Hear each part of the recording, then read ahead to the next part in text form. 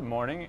Paul Ruppel here with Fox 29 News Now. Hope you're having a great day. We're here with you each morning from about 10 a.m. to 11 a.m. to bring you live events and news from our newscasts and current events as they're happening. Thank you very much for joining us. Just getting a little bit of a late start here, but let's show you a live look at the White House here. We're waiting for an event to start in Washington, D.C. This will be a Medal of Honor induction ceremony. Yesterday, the president posthumously gave the medal to Air Force Sergeant John Chapman, and today, Secretary of Defense Mattis is attending the Medal of Honor Hall of Heroes induction ceremony. So we'll bring that to you as soon as we can. In the meantime, we'll show you a little bit of the footage from yesterday's event.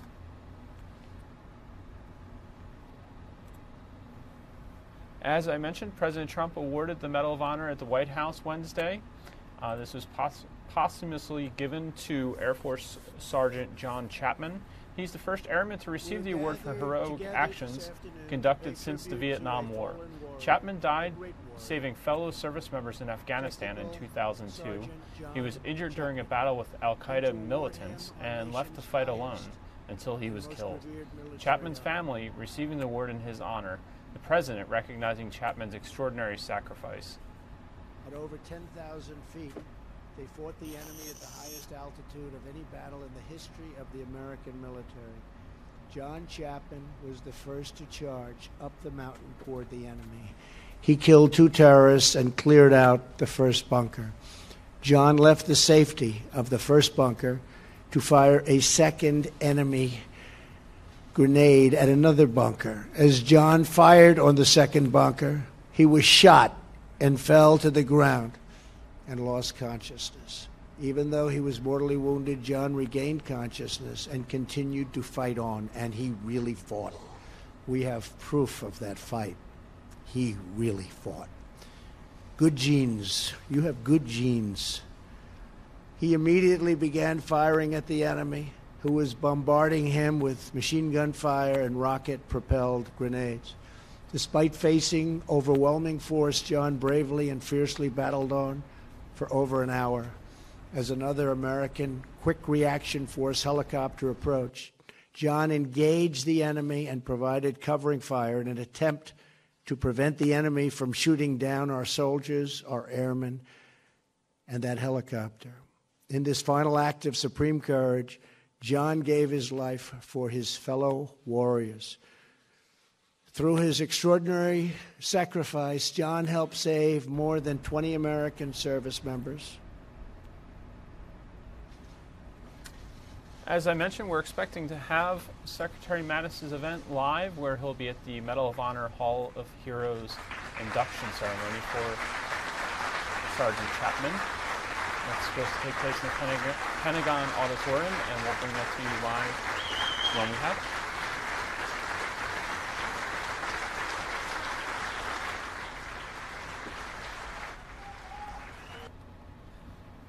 it. Again, thank you for joining us at Fox 29 News Now.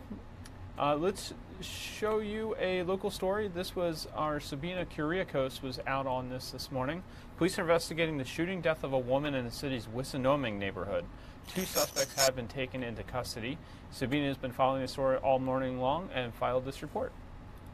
Just a short time ago, earlier this morning, police clearing the scene here along the 5900 block of Keystone Street. It's this building on the 3rd floor apartment where police found the body of a woman. She had been shot to death with a gunshot wound to her chest. Police say on this 2nd floor porch roof, that's where they found 2 men they believe were trying to climb out of the building when authorities arrived. Let's go to video that we got for you just after all of this happened. Around 3:30 this morning, 15 district officers said they got numerous 911 calls, neighbors reporting what sounded like a break-in, along with the sound of gunshots coming from inside of the building. Well, when officers arrived, They say they found a young woman somewhere in her mid-20s lying on the kitchen floor of the third-floor apartment. She was already dead at the scene. Police say, again, she had a gunshot wound to her chest. And as medics were tending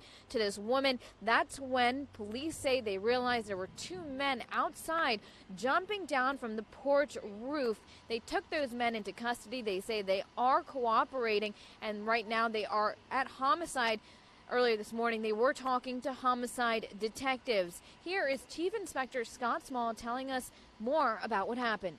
Preliminary information, these two males may have been inside of the property, the actual apartment where the homicide took place, and they climbed out windows, and that's when police found them upon their arrival. But they are cooperating with police at this time. And again, the victim is a Jane Doe. Police don't know who she is. They don't know if she lived in the apartment building here. And back out here live, one thing police do believe is that possibly one of the men that they found climbing down from the porch roof might have been a resident here. They're still talking to those two men. Right now, no motive and no weapon has been recovered from the scene. We're in the Wissinoming section of Philadelphia. Back to you.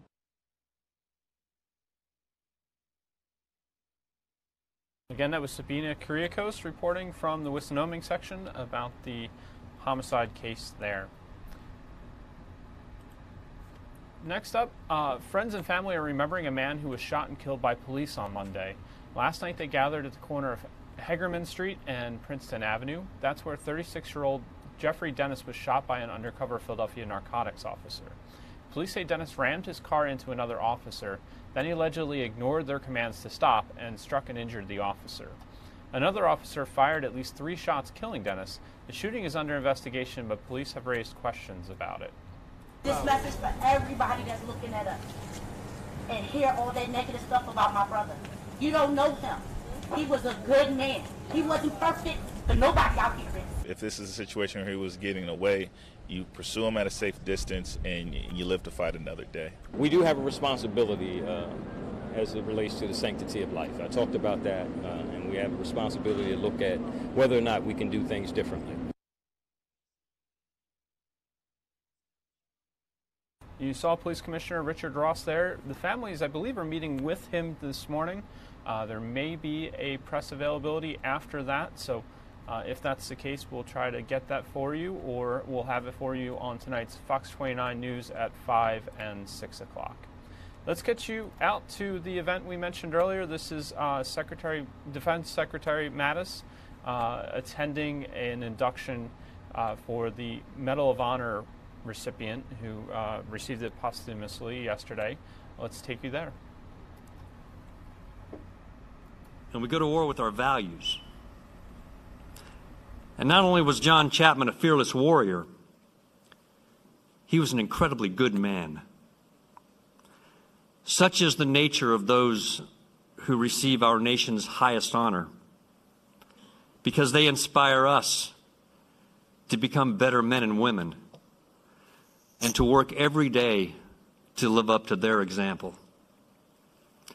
So I hope as the story of John Chapman is told over the years, we never lose touch with the story of John Chapman, the man, the husband of Valerie, the father of Brianna and Madison, the son of Terry, and the brother of Tammy, Lori, and Kevin. And while this picture will eventually go back to Brigadier General Davidson where it belongs, Wolf, I'd be honored if I could keep it for a couple more years, because Chappie and I have more work to do. And I can't imagine a day without him watching over me. Thank you.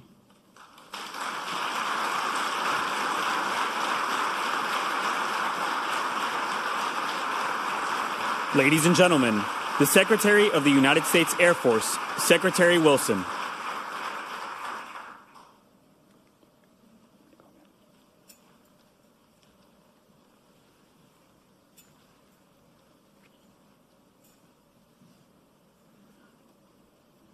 Thank all of you for being here today. A particular thank you to Harvey Barnum, Medal of Honor recipient, Corey Echtberger, the father of Chief Master Sergeant Richard Eckberger, who was a Medal of Honor recipient, and of course to John's family, especially his mom, Terry, his widow, Val, and his daughters, Brianna and Madison. It's been wonderful to spend some time with all of you over the last few days. You know, we don't focus on it very much, but the first verse of our national anthem, which we just heard so beautifully sung, is a series of questions. Can you see our flag as the dawn is breaking? It was 1814, and Francis Scott Key, an American lawyer, was aboard the flagship of the British fleet in Baltimore Harbor as the British relentlessly pummeled Fort McHenry. It was a tough time in our history. Washington, D.C., the capital of this young republic, had been sacked by the British a few weeks before. The Capitol had been set aflame, and the White House was evacuated. That first verse ends with a question for us, a challenge. Oh, say, does that star-spangled banner yet wave? Or the land of the free and the home of the brave? Would our nation endure? Would we be protected by the brave? Would we be able to produce the men and women it takes who swallow fear, who summon bravery, and act to protect freedom and to protect each other? Today we honor John Chapman, who by his actions answered the question in our national anthem for his generation. He will forever be in our Hall of Heroes as one of America's bravest. When Neil Roberts was knocked off the back of his helicopter on March 4th, 2002, John knew his only acceptable option was to go back for Neil. He knew they were flying into a hornet's nest, and he did it anyway. When the helicopter landed, John immediately moved toward the enemy, uphill, through knee-deep snow, under heavy fire. He knew what he was facing, and he did it anyway. He charged an enemy bunker, cleared it, exposed himself to attack, going after another bunker, was hit and knocked unconscious. When he regained consciousness, he knew he had to fight on, and he certainly knew the odds. And he did it anyway. Dawn was breaking over Takur Ghar when the helicopter sent to rescue the team was about to be attacked by a fighter with a rocket-propelled grenade. John knew he had to try to stop him. He was alone, outgunned, and he did it anyway. We could see the rocket's red glare, not from a ship in the harbor, but from the eyes of a Predator drone arching overhead. To be sure, John's bravery that day wasn't some fluke. He had prepared himself for that day. Many of you in this room helped to train him for that day.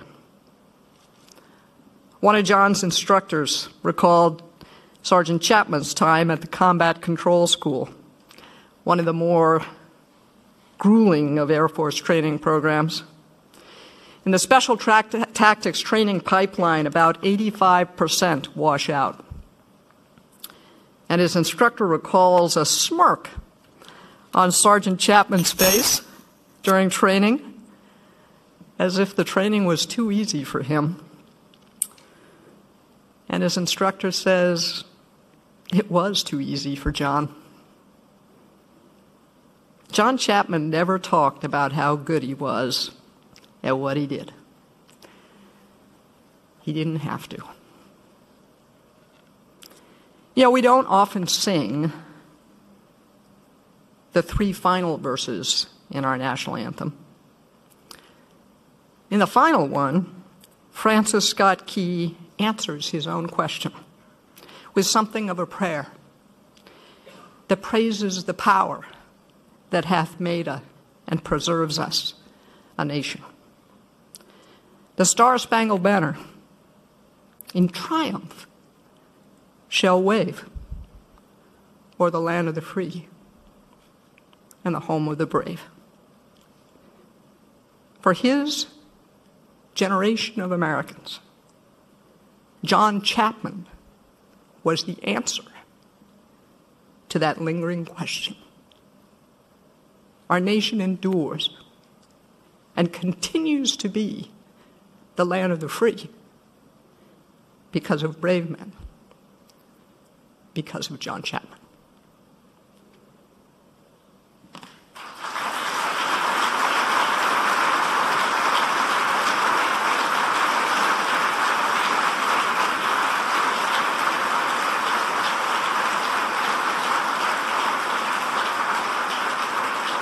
General Goldfein, Chief Wright, and Miss Valerie Nessel, the widow of Technical Sergeant John A. Chapman, will now join Secretary Wilson on stage for the induction ceremony. Ladies and gentlemen, please remain seated during the presentations.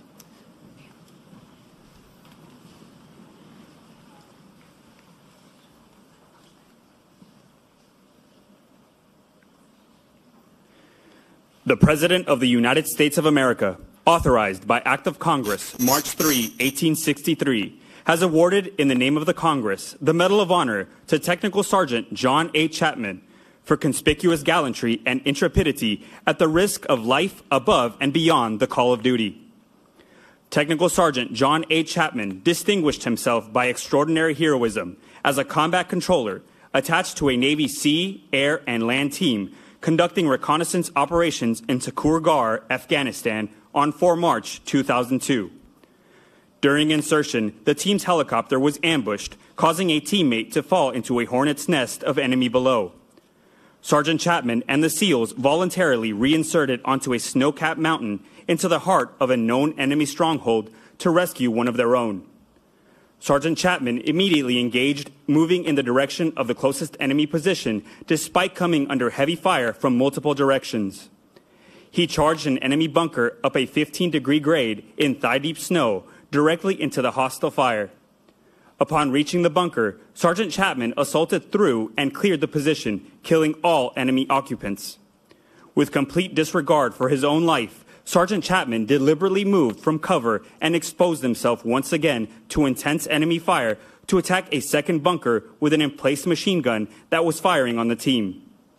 Emerging from the bunker less than 12 meters from the enemy and directly in the line of fire, Sergeant Chapman attacked the machine gun emplacement from an exposed position.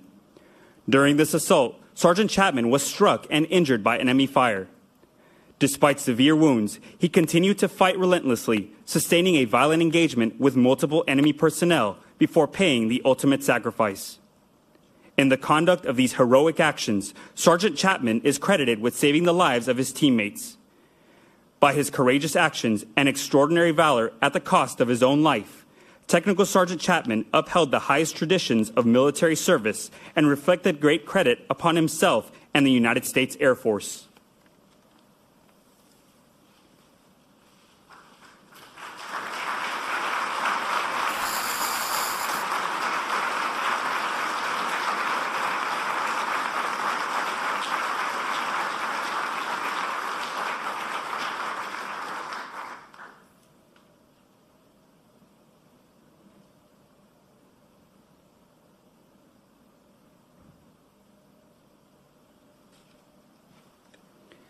At this time, the Medal of Honor flag will be presented to Ms. Valerie Nessel.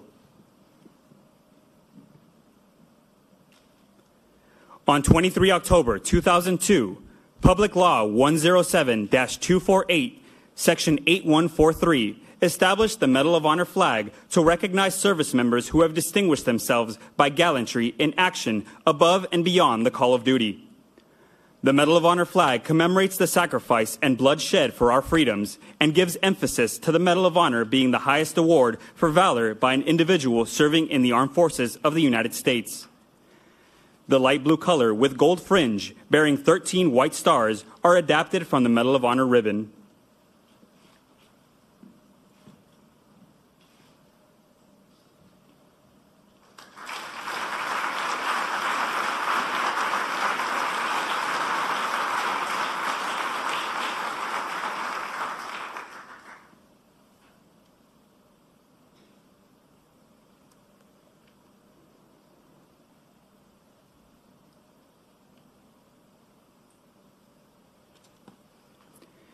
Ladies and gentlemen, the Medal of Honor plaque will now be unveiled, inducting Technical Sergeant Chapman into the Hall of Heroes.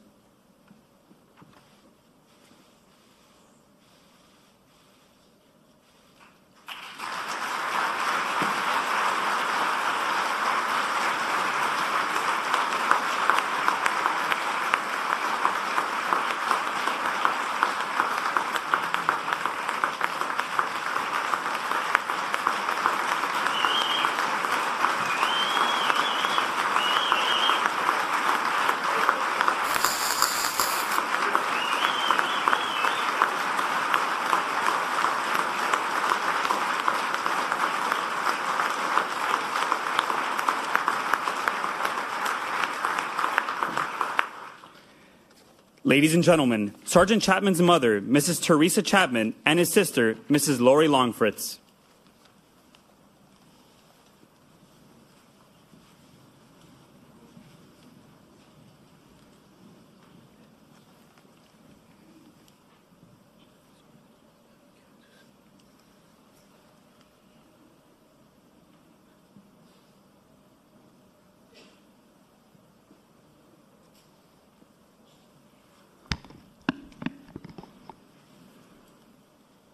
Good morning, Madam Secretary, General Goldfein, Chief Wright, and all you wonderful people from the Air Force, ladies and gentlemen, all of Johnny's friends.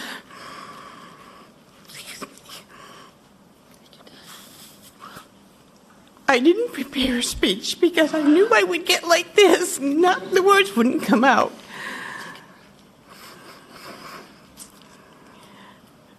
I could go on here and tell you all kinds of stories about John, but I don't have to. I think you already know what he was like.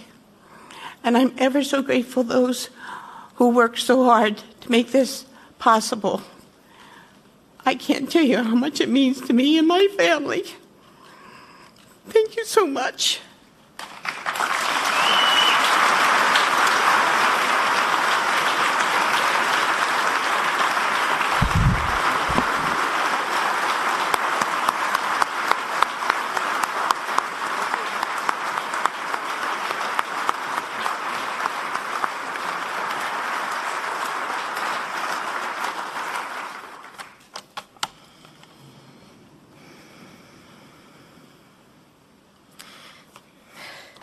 I prepared a few just little notes just to kind of keep me moving along.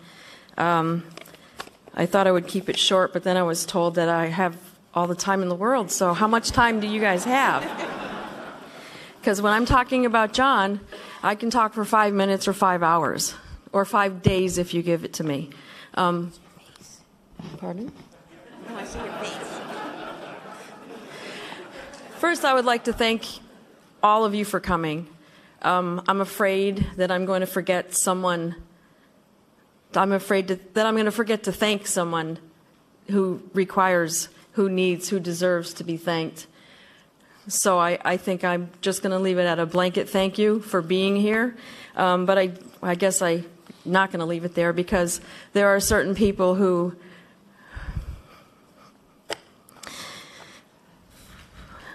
I want to thank former Secretary of the Air Force, Deborah James, for asking the question, what does it take for an airman to receive the Medal of Honor? I would like to thank all the people who worked to find that answer for her, including Wolf. Where's Wolf? Mike Martin, General Goldfein. Where is Mike Wendelkin? Thank you, Mike.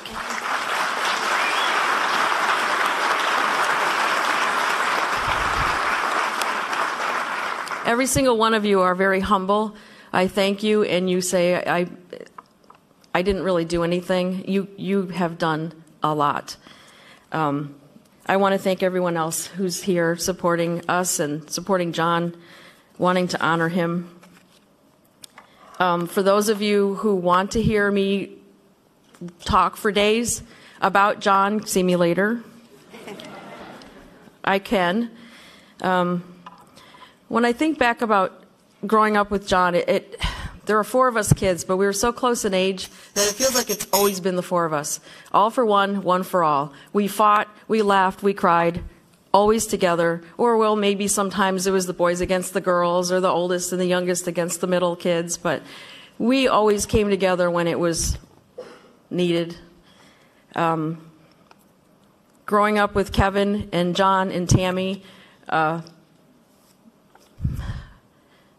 was wonderful. Growing up in Windsor Locks is a wonderful little town that's all about family. But you guys came here to hear about John, so I'll move on from that. There's this quote in a book, To Kill a Mockingbird. You can choose your friends, but you can't choose your family. Well, that couldn't be further from the truth. John chose all of his family, and that includes people who are not blood related. Starting as a child, he chose his friends well. He was friendly with everyone, but he was very careful in choosing those who he brought into his inner circle. And each one of those people that he brought in helped form him. He had the beginnings of it, but every person that came into his life affected him as he affected them.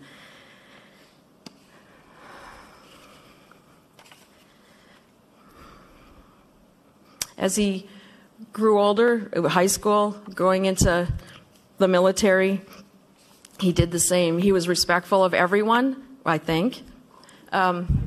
Maybe some people would have something to say about that. But the people he chose to keep close to him are very special people. One second. He chose Valerie. He wanted her. He made that choice, and it was a wonderful choice. He and Valerie together chose to have Madison and Brianna. He loved all 3 of them more than anything.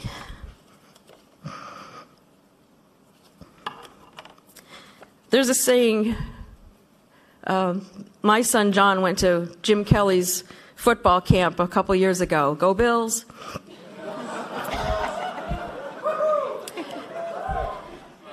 And Jim Kelly is all about respect, calling people yes sir, no ma'am.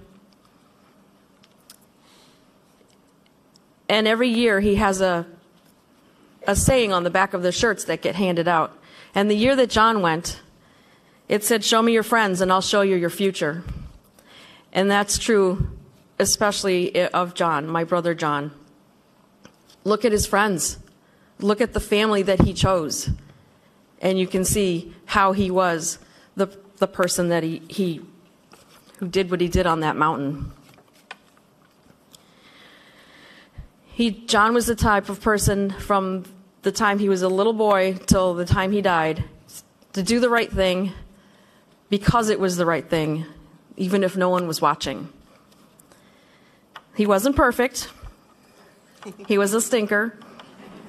He was a little mischievous, He was a very calculated risk taker. If he would kind of weigh the odds, if I do this, what's the worst that could happen? I can handle that, I'm going to do it. And he would. And half the time he got away with it.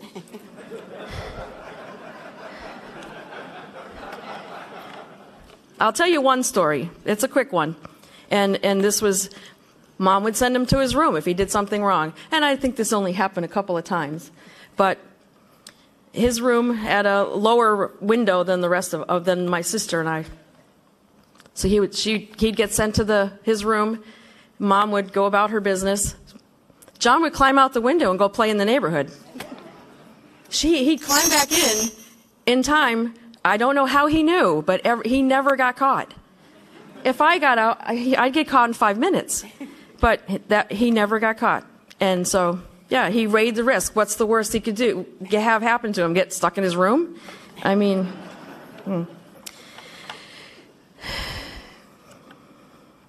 John had an uncanny way of making anyone, if he met you for 5 minutes or he knew you for a lifetime, if you were with him, in front of him, next to him, he made you feel like you were the most important person at that moment in time to him. It was uncanny. My son played football. He had a favorite coach last year that he's been kept in contact with.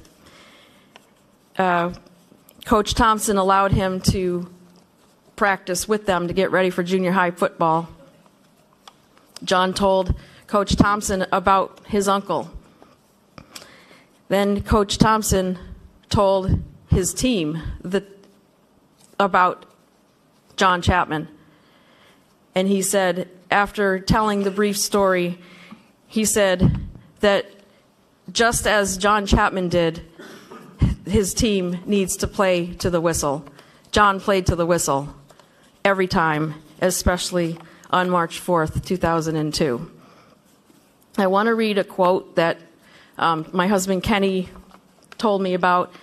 I'm bringing in another Bills reference. I'm sorry. Marv Levy had heard this. It's a very long ballad, a ballad of Sir Andrew Barton, a Scottish sailor from Leith. I'm assuming that's Leith, Scotland. This is a part of the poem that struck him, and I believe it really fits here also. Let me put my glasses on. Fight on, my men. I am hurt, but I am not slain. I'll lay me down and bleed a while, and then I'll rise and fight again. And that's exactly what John did on that day.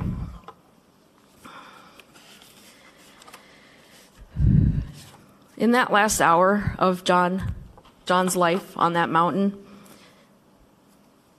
people can say, well, he had no choice, he had to fight. Yeah, he did have to fight. It was fight or die.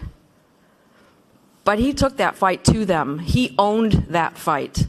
He didn't just sit back and wait for something to help him. He helped himself. He brought it to them. And there was no way that he was going to retreat. He did it his way. The way he lived his life from the time he was small to the time he died. He lived his life his way, and he fought that fight his way. And I couldn't be happier and more proud of him. I think I can't talk anymore. Thank you.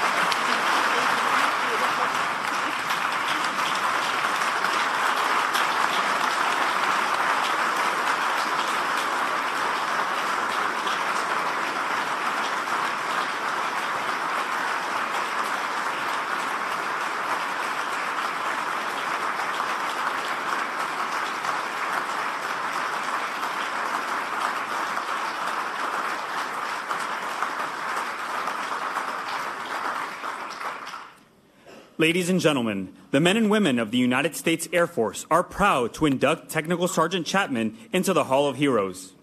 A reception will follow in the hallway at the entrance of the auditorium. Please remain standing for the playing of the Air Force song.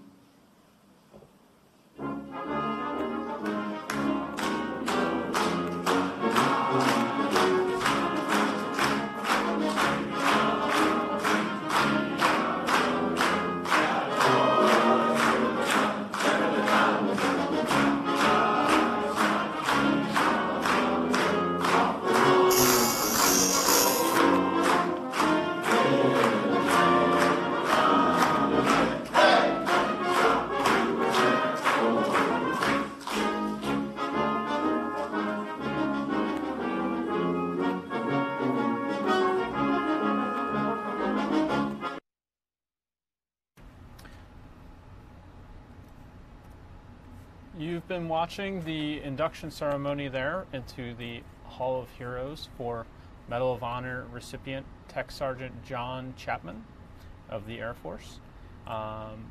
Yesterday, the President bestowed the Medal of Honor on him posthumously, and it was received by his family.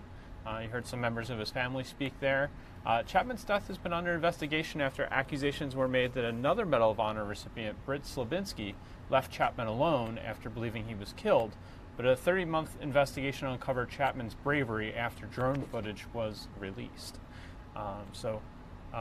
Powerful event there as at the Pentagon, where the Tech Sergeant Chapman was inducted into the Hall of Heroes. Let's show you some more stories from our area. Two teens have now been arrested in the shooting death of a rising track star in West Oak Lane. 16-year-old Taryn Small was taken into custody hours after police arrested the other suspect, 15-year-old Byron Vinson, yesterday. Both face murder charges. Police say Small is the one who pulled the trigger, killing 18-year-old Christian Marche last Monday night. Neighbors say the teen would have been heading to Penn State in the fall on a track and field scholarship. He was a good kid, on his way to college, so I can't imagine why they shot him.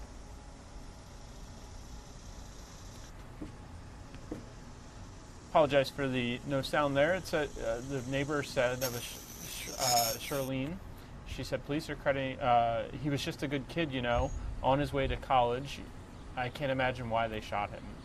Police are crediting neighbors and others with calling and coming forward with surveillance video in an effort to solve this heartbreaking murder.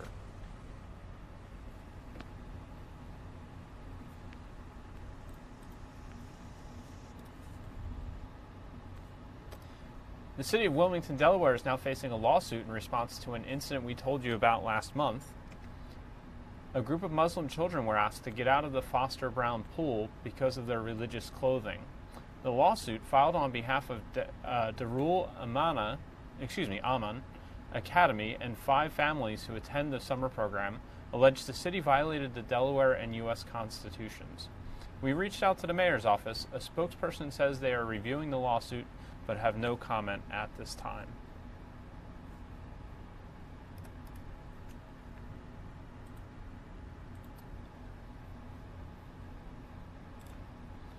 Police are still looking for the driver who hit and killed a man outside a popular ice cream shop, then took off. Police say 70-year-old Emmanuel Weintraub was hit Tuesday night on New Falls Road in Levittown, Bucks County. Authorities say they're looking for a dark-colored 4-door vehicle missing a front passenger side hubcap. It will also have some damage to the front windshield. If you know anything, give police a call.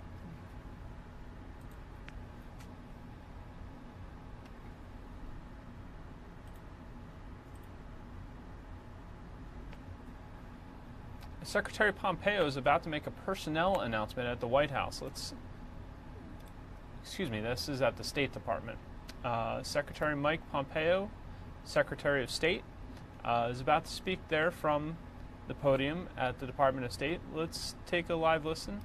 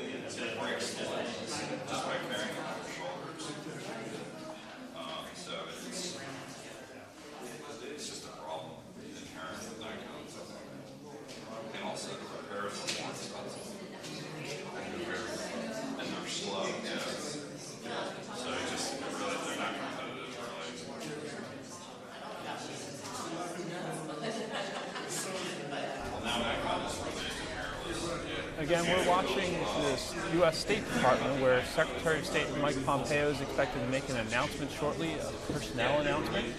I do see reports that Secretary intends to appoint a former U.S. ambassador to Afghanistan to a special envoy post to deal with the Afghan-Taliban peace process and Afghanistan's integration into the administration's Indo-Pacific strategy. According to two U.S. officials and a congressional aide, this is a report from the Associated Press today. So that could very well be the announcement he's about to make. We will stay with this for a little bit, see if the Secretary steps to the microphone soon. Again, we're watching the U.S. State Department where Secretary Mike Pompeo is expected to speak about a personnel announcement.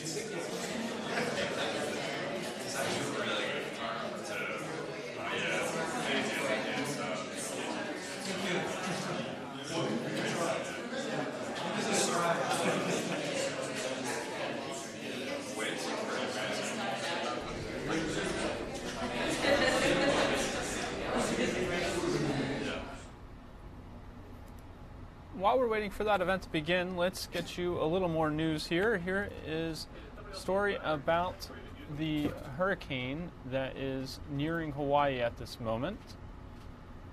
It's actually quite close to the islands, I think roughly 300 miles from what I was seeing.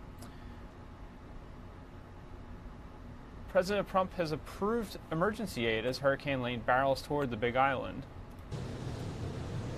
The effects of the Category 4 hurricane are already being felt with pounding waves and heavy rain in Honolulu. The presidential declaration disaster declaration means Hawaii will have easy access to federal resources as communities recover from any damage or losses caused by the hurricane. Emergency shelters have opened on the Big Island and the islands of Maui, Molokai, and Lanai. Hawaii's governor says the state is closing commercial harbors as well as several highways.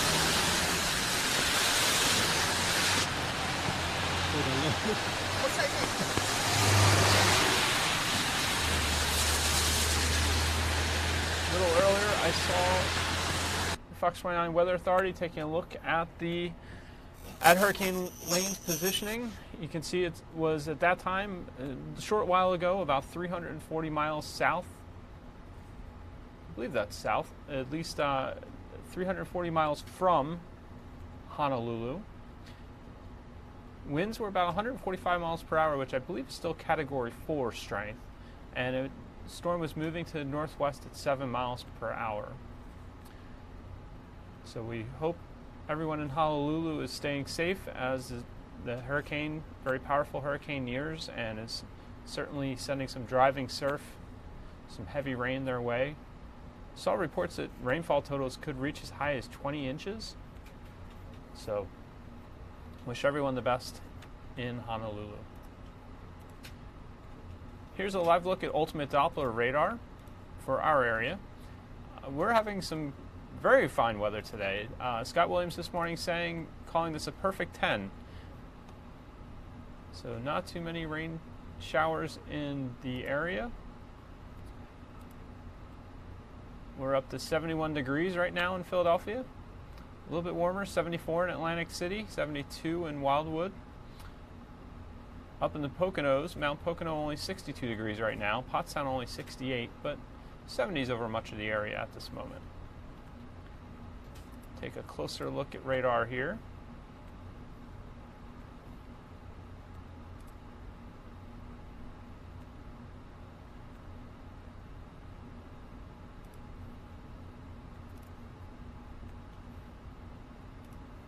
Here's some current conditions for the area.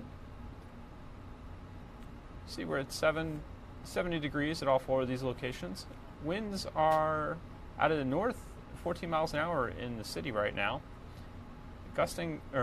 Winds of 18 miles per hour in Atlantic City right now, so the north-northwest. So bringing some of that cooler, drier air. We're not quite warming up just yet, but we should get to a high of in the 80s, I believe, today.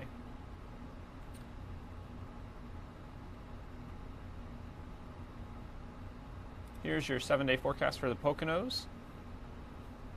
70s today on Friday and Saturday, then and Sunday as well. Then we'll move into the 80s on Monday, Tuesday, and Wednesday, and Thursday. Overnight lows in the 50s right now up in the Poconos. Get back into the 60s next week. Your shore forecast: 83 on Friday, 81 Saturday, 85 on Sunday. Then it looks like a potential heat wave. 91, 93, 94, 91. Kathy Orr was calling this last night sunny and warm until further notice. So that's because of the high pressure that will control our weather through the next week, bringing clear nights and warm sunny days. And here's the illustration of that on this Fox 29 Weather Authority 7-day forecast. Sunny and pleasant, 80 today, with a perfect 10. Could be a trio of perfect 10s to end this week. Then we're at 86 on Sunday, sun and clouds.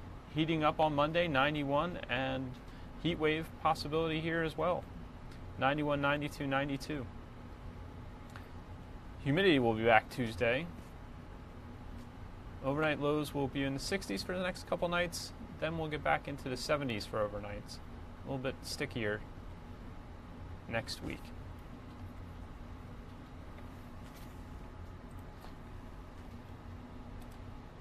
While we wait for that event to get underway at the State Department, let's bring you a national news story. What will be the next shoe to drop at the White House today? President Trump says he did not commit any campaign finance violations, despite claims from his former personal attorney, Michael Cohen. Doug Luzader is in Washington this morning to sort it all out. Well, as far as the fallout from all this Michael Cohen business, there are legal implications here, there are political ones, and there's talk about possible indictments, even impeachment. The White House may have been largely dark at 1 a.m. this morning, but out came this 5-word tweet from the president. No collusion, rigged witch hunt. Clearly, the Mueller probe is weighing on the president's mind after he saw his former personal attorney, Michael Cohen, turn on him this week and implicate him in 2 campaign finance violations.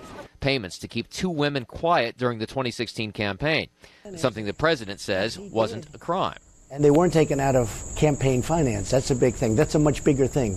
Did they come out of the campaign? They didn't come out of the campaign. They came from me. And while legal experts may not all agree on what constitutes a campaign violation in this instance, the political fallout may be a little more clear, with Democrats looking for consequences. Every single remedy, including indictment of the president, should be on the table. As some Democrats say the Senate should no longer even consider the president's nominee to the Supreme Court, Brett Kavanaugh. And beyond possible indictments, there is the other I word to think about, impeachment. We already have between 50 and 60 House Democrats already on the record saying they want to impeach this president. It's not going to take much after a midterm election for that number to get to 200. Yeah, depending on what happens in the midterm election. I mean, if this building comes under Democratic control next year, effectively, then we might see a possible impeachment in the House. But in the meantime, President Trump is planning to hit the campaign trail pretty hard in the months ahead, leading up to those November midterms. Here's something we can't say very often on this broadcast. The president has yet to tweet this morning. That tweet 9 hours ago was his last post. You see it there, no collusion, rigged witch hunt. So we're waiting for any further comment from the president on this matter. Again, Doug Luzader there had the latest for us from Washington. President maintaining he did not commit any campaign finance violations despite the claims from Michael Cohen and his plea agreement in which he pled guilty to 8 counts, banking fraud, campaign finance violations, etc.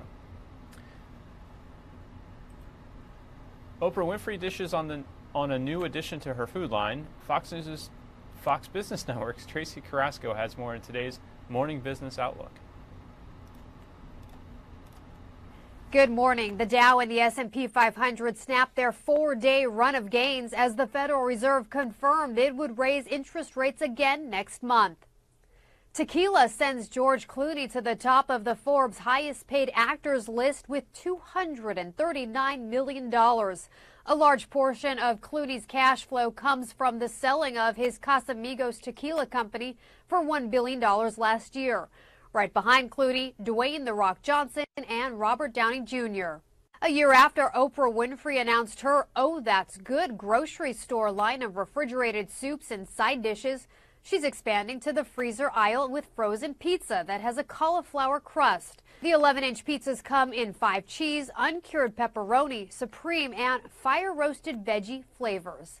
That's business. For more, log on to foxbusiness.com. In New York, I'm Tracy Carrasco. Are your kids ready for college? Sometimes the transition can come as a shock, but there's a solution from bank accounts to laundry, how to make your kids more independent. I believe we have the story for you right here. Third of college freshmen recently surveyed said they didn't think they'd be able to handle the stress of college life. And it's not really the academics. It's the social and emotional aspects of being on their own that have them really overwhelmed. They don't know the life skills. Have you seen this slogan on T-shirts and hats and all over the internet? It says, "I can't adult today," which pretty much sums up the feeling of so many who were too protected, maybe had helicopter parenting. They don't know how to function as a grown-up. So Mike is here to give us some help to make our kids more resilient. Dr. Kareem Salam is with me. Hi. Good morning, Mike. Good to see you. Likewise. Good morning, Karen. You are a psychiatrist, right? Yes, I am. And a medical director at Friends? Yes, of the adolescent unit. Okay, up in the Northeast. Yes, Northeast Philadelphia. Good to have you here.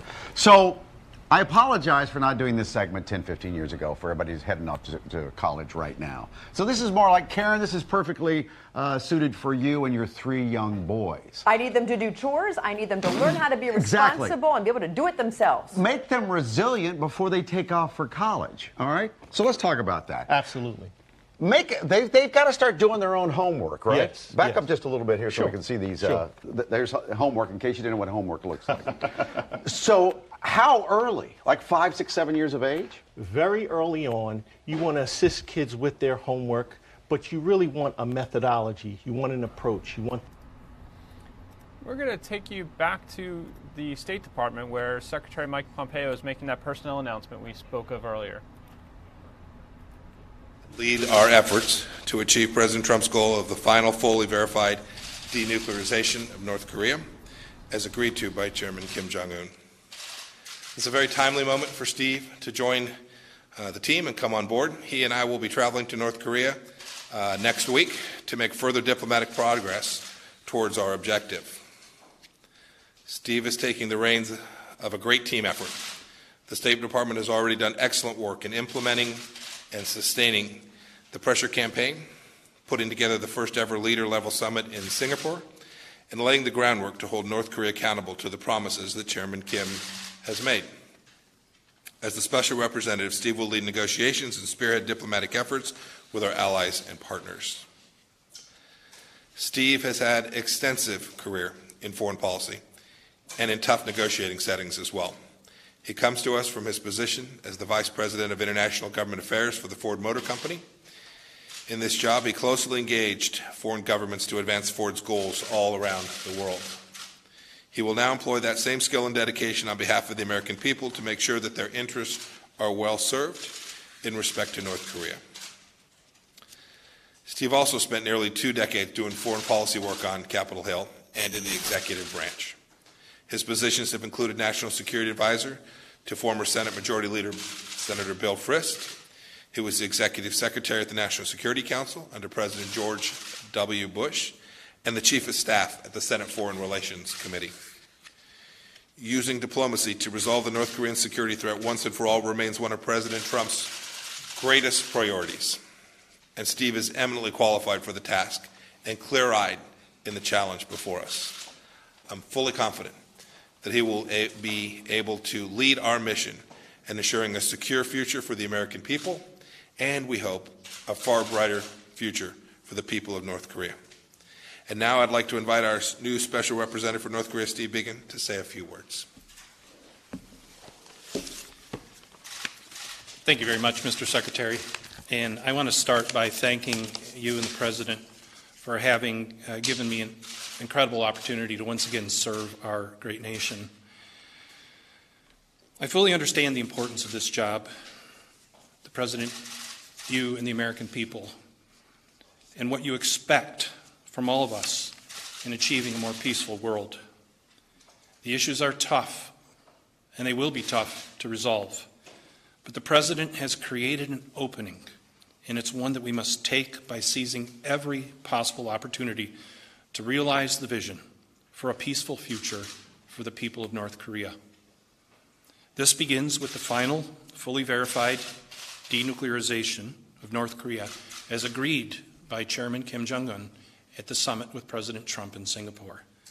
I will work closely with my colleagues here at the State Department and throughout the U.S. government, as well as our allies and partners around the world, to achieve our shared goal of a safer and more peaceful world.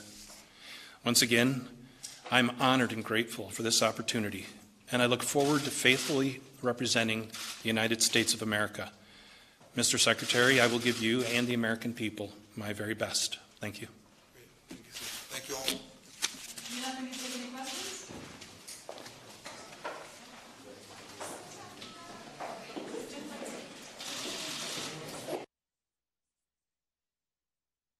You've been watching Secretary of State Mike Pompeo make a personnel announcement. He a new special advisor on the North Korea denuclearization talks and negotiations has been appointed.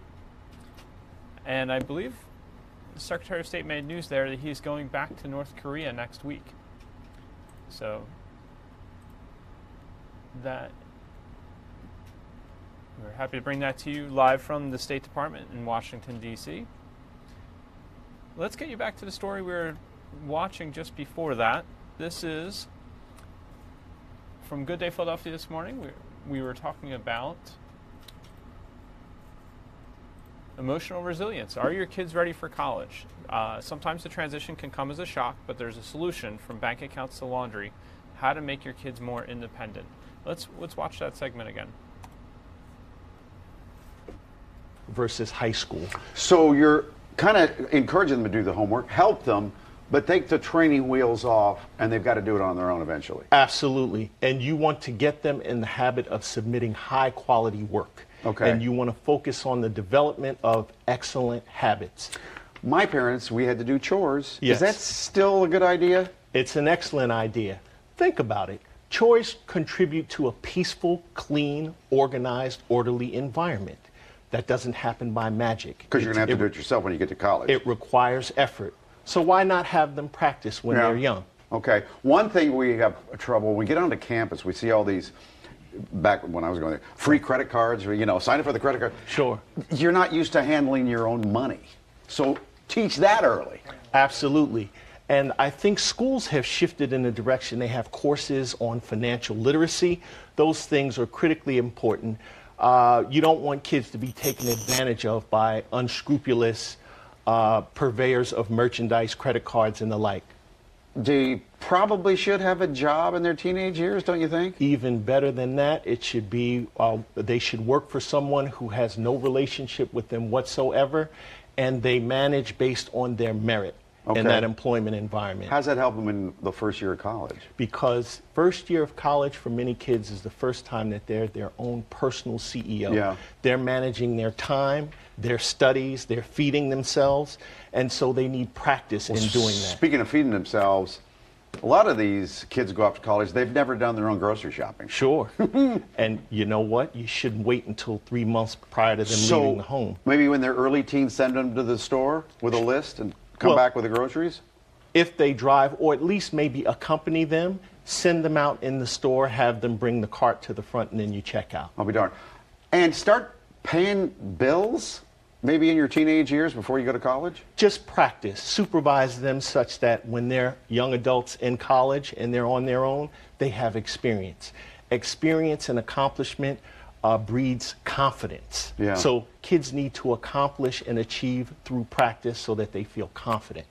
I remember watching my parents pay the bills. Right. It wouldn't be a bad idea to sit and have them maybe write out a couple of checks. Absolutely. To pay the electric bill, the water bill, whatever. Check the number of zeros on those checks, though. What are you finding is one of the biggest problems, the biggest shock for a child, well, 18-year-old going off to college? One struggle is sometimes kids don't know how to connect Yeah. in an old-fashioned way. So that should be modeled for them. Show them how to shake a hand, make eye contact, put the cell phone down, put the smartphone down, engage. Well, they're not going to do that. Well, sometimes, though, you have to help them in the moment. Yeah. When you see them not doing things correctly, you have to help them in the moment. Again, as we close this out. Sure.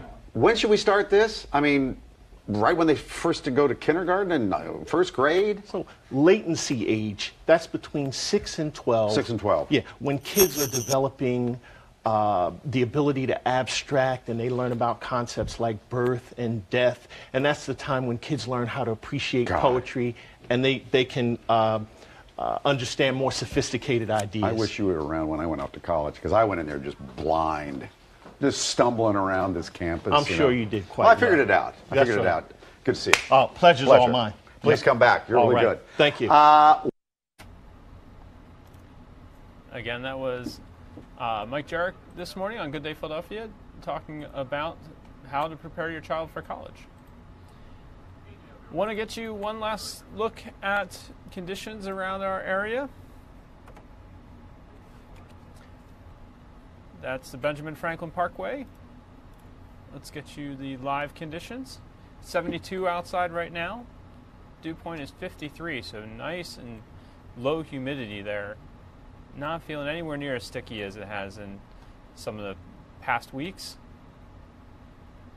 Northwest winds out of the northwest at 13 miles per hour.